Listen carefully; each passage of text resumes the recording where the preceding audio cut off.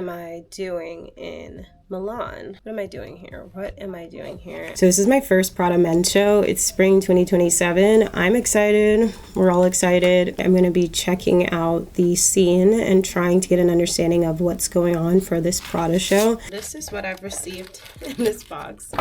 So this includes my invitation, and it says, Prada has the pleasure of inviting Rian Phin, my seat number, to the spring-summer men's show. Prada Milano. Gorgeous. Okay, so it looks like the invite is a lightsaber. Let's see it. So this is the invitation to the Prada show this season. So hopefully this is about futurism, and hopefully I'm right, and if not, I'm still excited to see what it's about. Let's check out the location for the runway show before it starts. Okay, so this is the calm before the storm. Tomorrow the show is at 2 p.m. and we found out where we're sitting. This is what it looks like empty, and hopefully we can see tomorrow at 2 what it looks like full.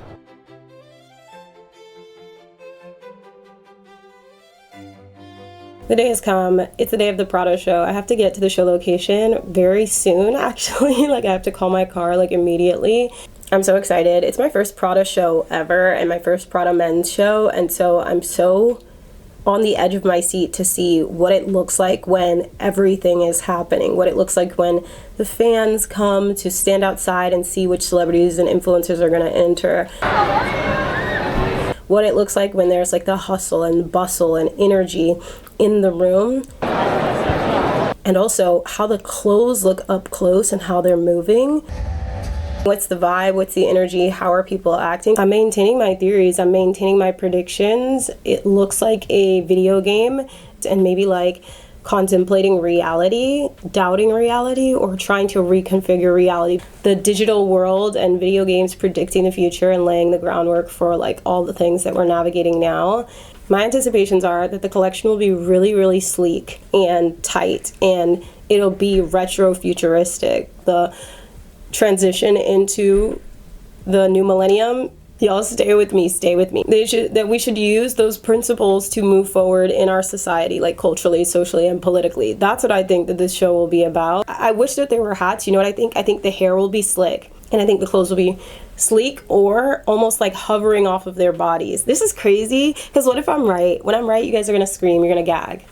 You're gonna be like, you know what? We always should trust her.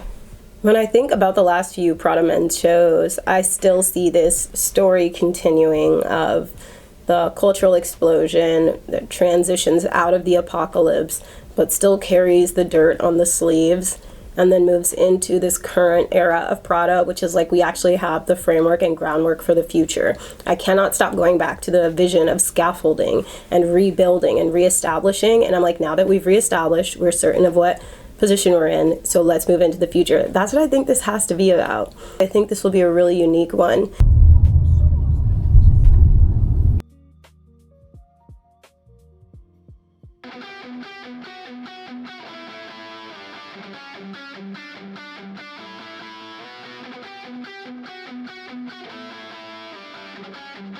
I'm officially back at my hotel after the Prada Spring 2027 men's show.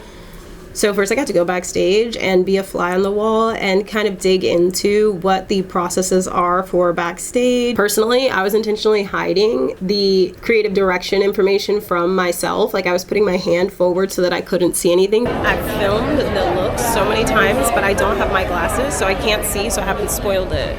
But we will see. Because I don't like spoilers. Even though I wanted to get some behind the scenes stuff, I really wanted to see the show for the first time with everybody else. Honestly, Backstage was surprisingly light. It was almost as if they were doing ballet. It felt choreographed and routine. They all moved so seamlessly together into each other's needs to collaborate. Everyone was so friendly and seemed like they were in a great mood.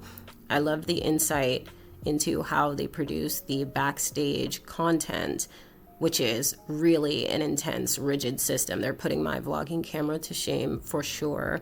The models were so friendly and nice, and I loved seeing the head-to-toe looks because I still didn't have full insight on how they done hair and makeup. Now they're going to dress, and then they're going to line up and then head upstairs for the show.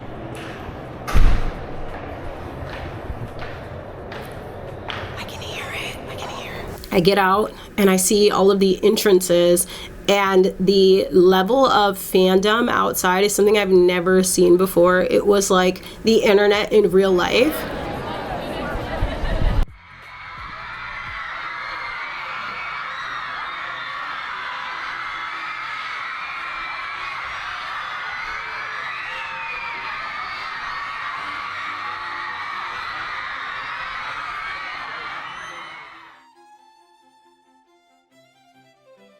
5 minutes before the runway, I wanted to check out the show space and how it compared to yesterday when it was empty.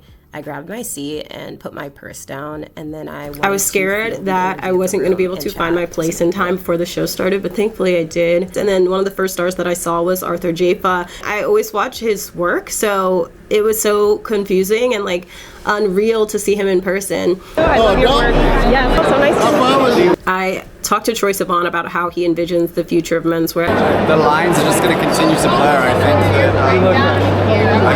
Menswear should be as fun as women's wear.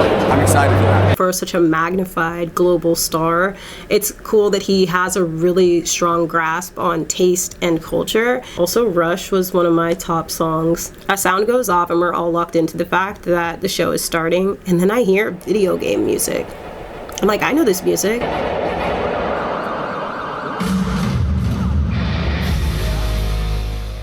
It was 100% a maze, like a video game, like in Pac-Man. Then they started pouring out, and I loved the color palette because it reminds me of 2010's Prada mixed with Raf Simons aesthetic. It was so retro futuristic. So instead of trying to dig into nostalgia and refusing to accept that we're in the present, but also instead of just trying to agenda set with something that's never been done before, they're taking this like appreciation of the past and history and turning it into this like amalgamized new vision forward. I thought it was really smart. To me, it was like they just stripped back and wanted to refine the vision of their design, and they're going back to basics and the fundamentals of making clothes and kind of laying the path forward for that instead of leaning so heavily on being conceptual. I think it sets a really strong agenda to not rely on gimmicks and to focus on, you know, quality textiles and strong demonstration of craft. And the deconstructing of dematerializing in fashion has been like massively progressive. And I think it reminds us of what makes us all interested in fashion as it is, which is like being able to look good and feel good in our clothes, not necessarily telling an entire story that everybody has to be in on. And I think that that's kind of one of the distinctive powers of Prada, but especially this season, it offers material distinction, which makes it really clever and unique. I'm so thankful that I got to go. I'm so grateful. This experience was so beautiful and transcendent. It's definitely the best runway show experience I've had.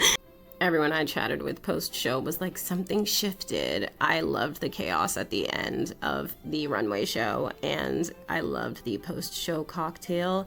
Thanks for coming along on my field trip to the Prada men's show.